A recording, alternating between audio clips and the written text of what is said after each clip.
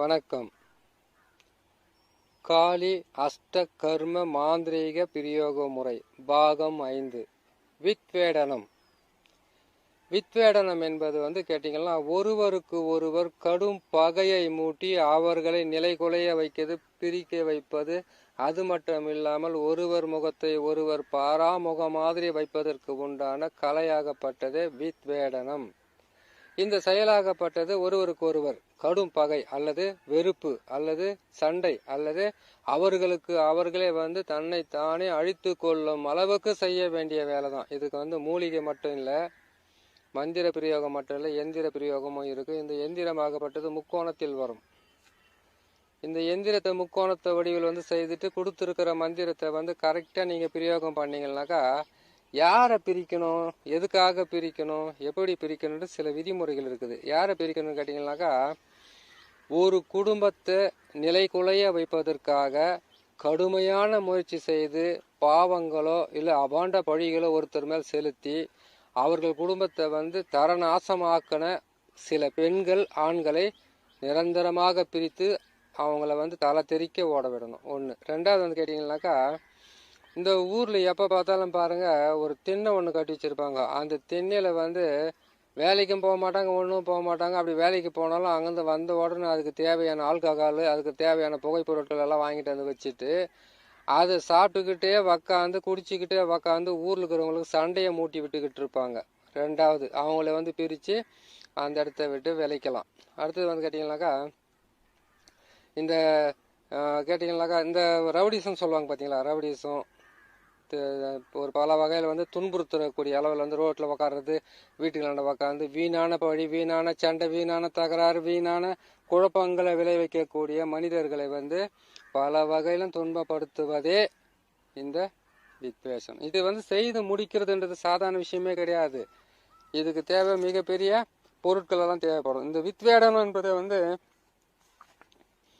கெட்டவங்களை அழிக்கிறது, கெட்டவங்களை ஒழிக்கிறது, தர்மத்துக்கு மாறுபட்ட சில வேலைகளை செய்கிறவங்களை இருக்கிற இடம் தெரியாமல் நாசம் செய்கிறது.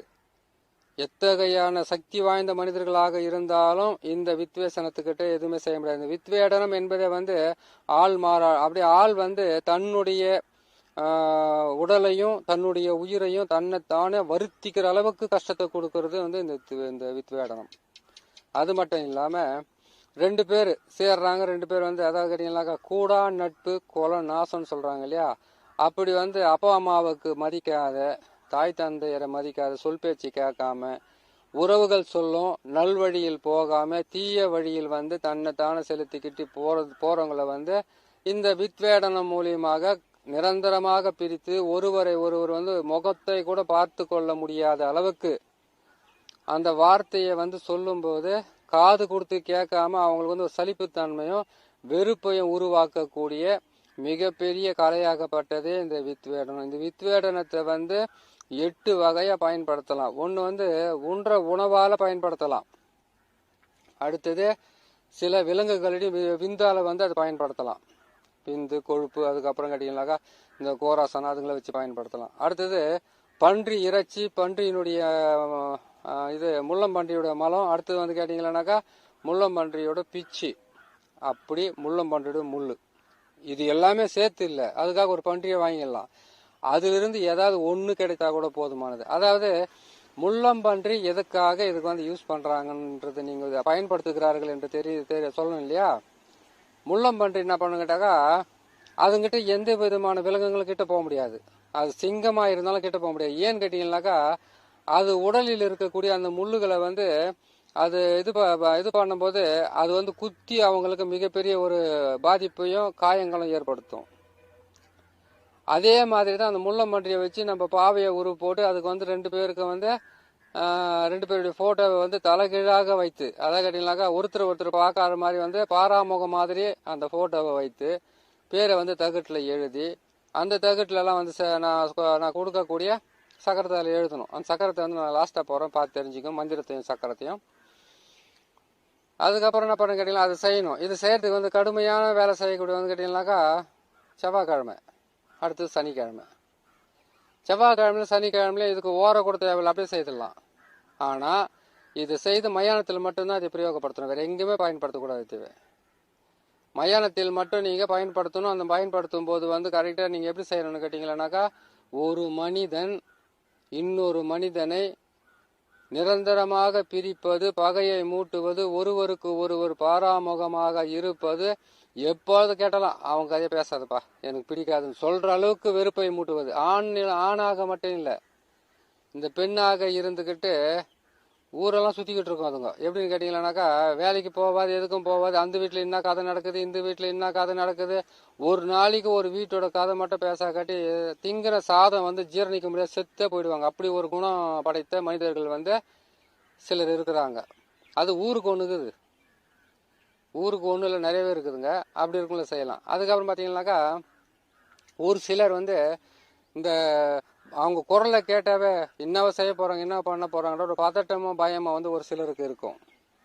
அப்படி ஒரு கொடூர மனிதர்களாகவும் கொடூர பெண்களாகவும் ஆண்களாக இருக்கிறவங்கள இந்த வித்வேடனம் செய்து நிரந்தரமாக அவ்விடத்தை விட்டு விலக்கி வைக்கலாம்.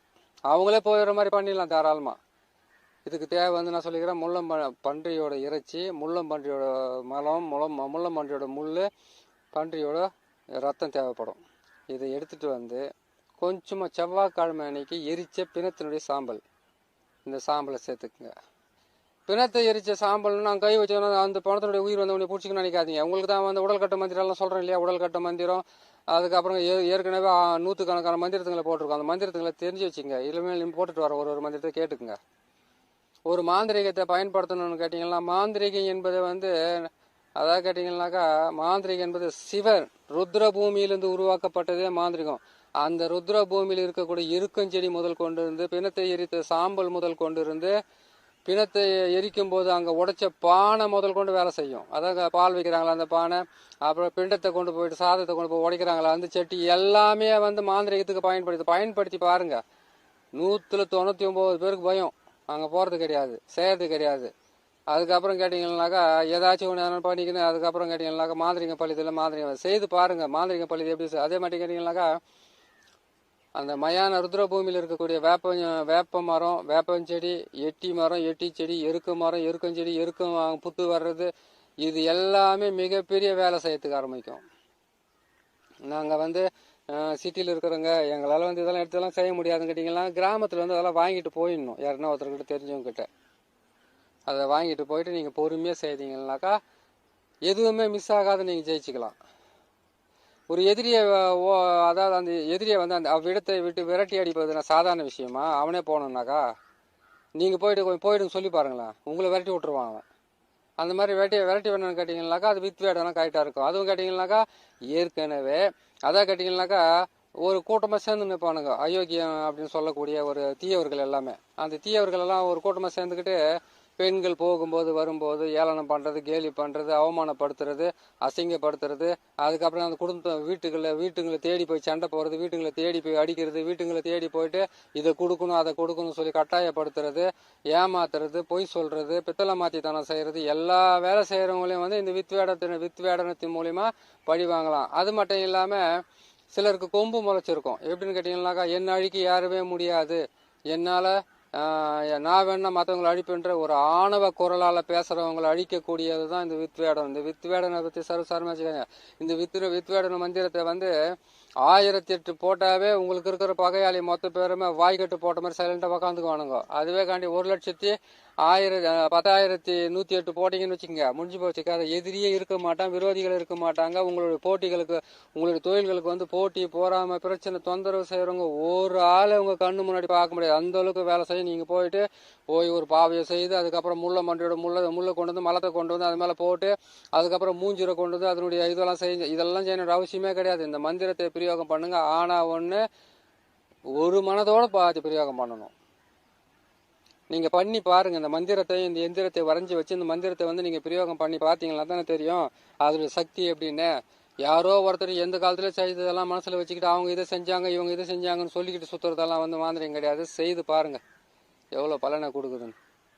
ஆனால் ஒன்று, கருமிகளுக்கும் காமுகர்களுக்கும், அது மட்டும் இல்லாமல் தீயவர்களுக்கும், தீய சொற்களை வந்து பயன்படுத்துபவர்களுக்கும், அது மட்டும் இல்லாமல் இன்னொருத்தரை வந்து வஞ்சகமாக பழிவாங்க நினைப்பவர்களுக்கும், அதாவது கேட்டீங்கன்னாக்கா செய்யக்கூடாத செயலை செய்வதற்காக பயன்படுத்துவவர்களுக்கும் இது வந்து கையில் வந்து கிட்டாது.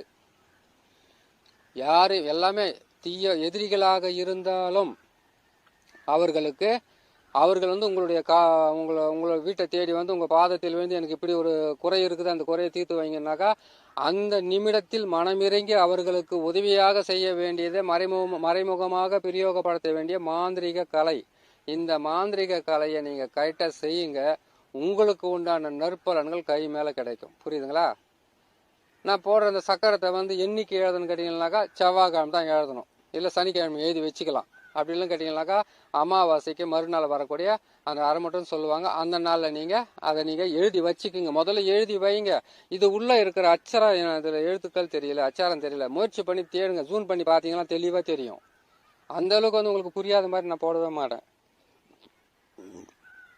அதனால் இதை பார்த்து நீங்கள் கரெக்டாக செய்து அதுலேருந்து வெற்றி பெறலாம். இந்த சக்கரத்தை நீங்கள் எழுதுறதுக்கு 4 வகையில் இதை பிரயோகப்படுத்தலாம். நீங்கள் ஒரே ஒரு வகையில் தான் பயன்படுத்தணும், அந்த வித்து வேடணும்னு கிடையாது. அதை கேட்டிங்கன்னாக்கா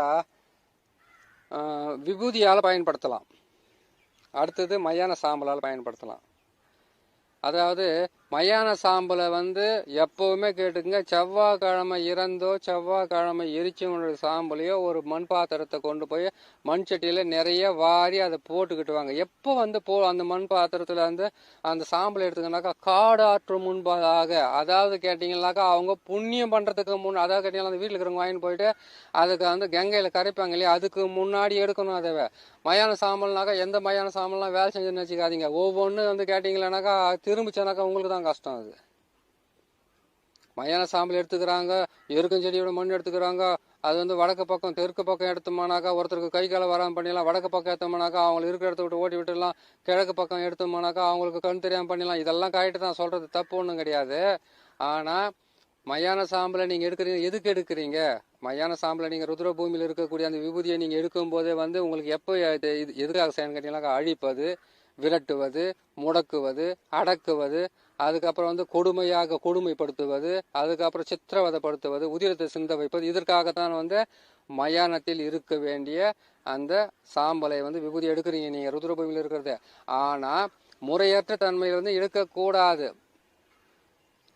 அது எப்போ எடுக்கணும்னு கேட்டீங்கன்னாக்கா செவ்வாய்க்கிழமை இறந்தவனை எரித்த சாம்பல், செவ்வாய்க்கிழமை எரித்தவனுடைய சாம்பல், எரித்தவனோ எரித்தவளோ அவங்களுடைய சாம்பல். ஆனால் அதை எடுக்கிறதுக்கு அதை கொண்டு போயிட்டு கங்கையில் கலந்ததுக்கு அப்புறம் அவங்களுக்கு புண்ணியத்தில் சேர்த்து விட்டுருவாங்க. அதுக்கப்புறம் நீங்கள் சாம்பல் எடுத்துன்னு வந்தீங்கன்னா அவங்க நெத்தியில் வச்சோட வேலை செய்யாது, இல்லை சாம்பல் மேலே படுத்துன்னு தூங்கினாலும் வேலை செய்யாது. மயான சாம்பலை உடலெங்கும் பூசிக்கொள்ளும் பித்தன் தான் சொல்லிக்கிறாங்க சிவனவை.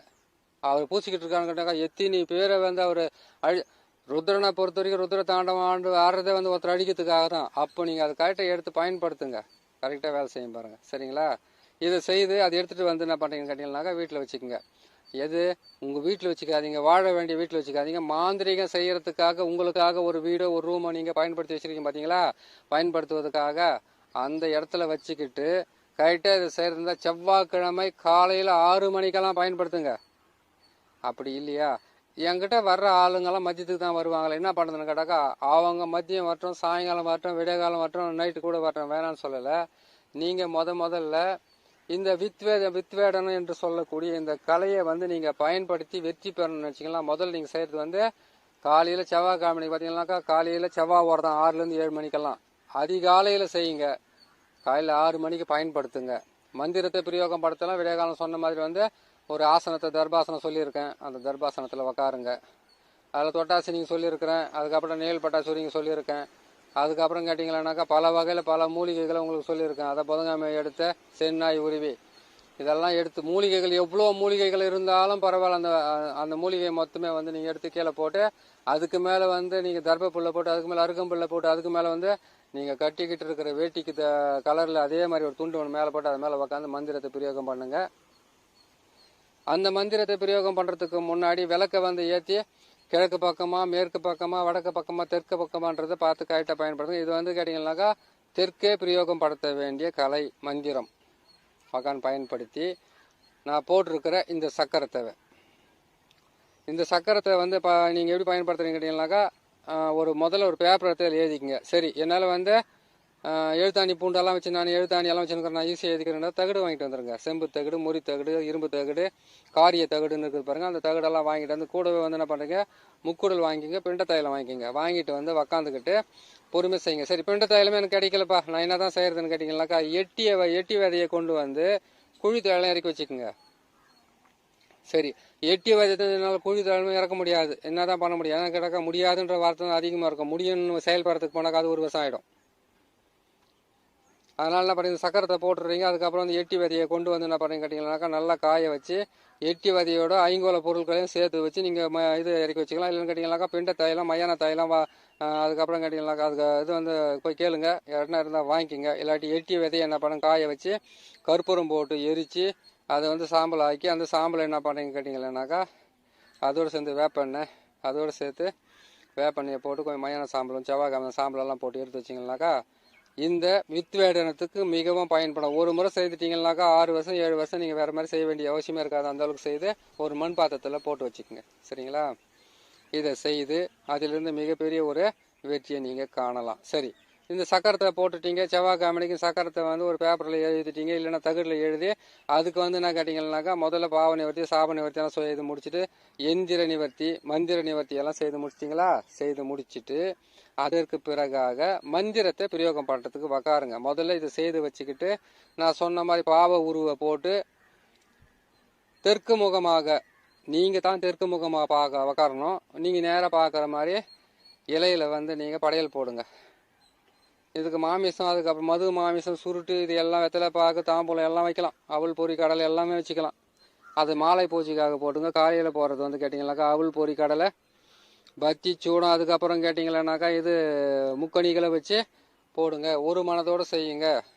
வீட்டில் செய்துக்கிட்டு இருக்கும்போது அன்னைக்கு செல்ஃபோனில் ரிங் அடித்து உடனே அதை தூக்கி காதில் வச்சுக்கின்னு அதுக்கப்புறம் பேசிட்டு அதுக்கப்புறம் எங்கே விட்டோம் எப்படி விட்டுனாலும் கேட்டுன்னு உக்காந்துக்கூடாது. இது செய்து முடிச்சதுக்காக செல்ஃபோனை ஆஃப் பண்ணி வைங்க. வீட்டில் தொந்தரவு இல்லாமல் இருக்கணும். மாந்திரிகன்றது வந்து சாதாரண விஷயமே கிடையாது. பல வகையில் வெற்றி பெற்று தான். செய்ய முடியாத தோல்வி அற்றவங்க நிறைய பேர் இருப்பாங்க. செய்து சாதிக்கணும்னு கேட்டிங்கனாக்கா, சாதித்தான் அப்படின்னு கேட்டிங்கனாக்கா எத்தனையோ சோதனைகளும் வேதனைகளும் கடந்து வந்ததுக்கப்புறம் சாதிச்சிருப்பாங்க. மந்திரத்தை பற்றி சொல்கிறேன். இந்த மந்திரத்தை போடுற பாருங்க. அந்த மந்திரத்தை வந்து 108 ஒரு நாளைக்குன்னு, காலை 108 மாலை 108 1008 நீங்கள் பயன்படுத்தினாவே போதும். 1108 நீங்கள் பயன்படுத்தினா போதும், சித்தி ஆகிடும். இந்த மந்திரத்தை உட்காந்து வித்வேடனம் என்று சொல்லவொன்னா இவங்களை பிரிக்கணும்னா வித்வேடனம் போடணும்னு சொல்லிட்டு தகட்டில் வந்து இதை எதியால் வந்து அந்த மையை வந்து தடவிட்டு அதுக்கப்புறம் அந்த மந்திரத்தை 108 உரு போட்டு தாயத்தில் போட்டு கொண்டு போயிட்டு அவங்க வீட்டில் வைக்க சொல்லுங்கள். ஆட்டோமேட்டிக்காக ஒருத்தர அடிச்சுன்னு மான்னு பிரிஞ்சு ஓடுதுங்க பாருங்கள். அந்த மாதிரி செய்து அதுலேருந்து நீங்கள் வெற்றி பெறலாம். செய்கிறதுக்கு வந்து செவ்வாய்க்கிழமை சொல்லியிருக்கேன், அமாவாசைக்கு மறுநாள் சொல்லியிருக்கேன். நீங்கள் கற்றுக்கிறதுக்கு இந்த நாளை பயன்படுத்துங்க. பிரிக்கிறதுக்கு வரதுன்னா செவ்வாய்க்கிழமை சனிக்கிழமை போட்டு பிரிச்சுக்குங்க. சரிங்களா? பிரிக்கிறது பல வகையில் தொந்தரவை கொடுக்குறதெல்லாம் கூட செய்யறது இந்த இதுவாக தான். இன்னொரு முக்கியமான விஷயம், உங்களுக்கு ஆகாத நாள்னு ஒரு நாள் இருக்கும். அந்த ஆகாத நாளில் வந்து மாந்திரிகத்தை வந்து பயன்படுத்தாதீங்க. அன்றைக்கி ஒரு நாளைக்கு வந்து நான் இன்றைக்கி செய்கிறதுல கூட சொல்லி விட்டுருங்க. எப்படின்னு கேட்டிங்கனாக்கா, வாரத்தின் 7 நாட்களுமே வந்து மிகவும் வலிமையானது, நல்லதுன்னு சொல்லக்கூடிய ஆட்கள் யாருமே கிடையாது. ஒரு நாள் அல்லது 2 நாள் வந்து எனக்கு ஆகாத கிழமை அது, அந்த நாளில் நான் வெளியில் போனேன்னாக்கா எனக்கு எந்த விதமான நன்மையும் கிடைக்கிறதில்ல. அந்த நேரத்தில் நான் ஒரு வேலை செய்யணுனாக்கா அந்த வேலை வந்து எனக்கு பலிதம் ஆகிறதில்ல. அந்த நாளில் வந்து நான் எந்த ஒரு முயற்சி எடுத்தாலும் முயற்சியெல்லாம் வீண் முயற்சி ஆகுதுன்னு சில விஷயங்கள் இருக்குது இல்லையா? அதெல்லாம் பார்த்து அந்த நாளை வந்து ஒதுக்கி வச்சுட்டு அதுக்கப்புறம் செய்யறதுக்கு ஆரம்பிங்க. உங்களுக்கு மிகவும் நன்மையாகவும் இருக்கும், நன்மையை பழக்கிதாகவும் இருக்கும். சரிங்களா? பாருங்கள், பார்த்து செய்யுங்க. மாந்திரிகத்தில் வந்து இந்த மந்திரங்கள் மிகவும் வலிமையான மந்திரங்கள். இந்த எந்திரன்றது அந்த எந்திரத்துக்குள்ளே போட்டிருக்கிற அச்சாரத்தை காய்ட்ட போடுங்க. முக்கோணத்தை போட்டு அது உள்ளே இருக்கிற எழுத்துக்களை போட்டு அதுக்கப்புறம் அவங்களுக்கு வரவங்களுக்கு எழுதி ஆட்டோமேட்டிக்காக போட்டு பிரித்து கொடுங்க. மயானத்தில் போட்டு பிரிக்கிறதும் இருக்குது, வீட்டில் வச்சு பிரிக்கிறதும் இருக்குது. வீட்டில் வைக்க முடியலன்னு கேட்டிங்கன்னா மயானத்தில் வந்து எட்டி செடி இருக்கும் செடியில் கொண்டு போய் விற்கிறத வச்சுட்டு கரெக்டாக முடிச்சிங்கனாக்க சரியாக போச்சு. முடிந்தால் இதுக்கு வந்து கோழி பலியாக கொடுக்கலாம். கோழி பலி கொடுக்க முடியலன்னு கேட்டால் எலுமிச்சி பழத்தை பலி கொடுங்க. கொஞ்சம் இல்லை எலுமிச்சி பழம் கூட எங்களுக்கு கொஞ்சம் அது கொஞ்சம் பெருசாக என்ன கொடுங்கனாக்கா கல்யாண பூசணிக்காய் பலியை கொடுத்தீங்கன்னாக்கா உங்களுக்கு ஆக வேண்டிய எல்லா விஷயமும் வித்வேடனமும் நல்லபடியாக நடக்கும் என்று சொல்லி இன்னொரு நல்ல பதிவில் சந்திக்கிறேன். நன்றி, வணக்கம்.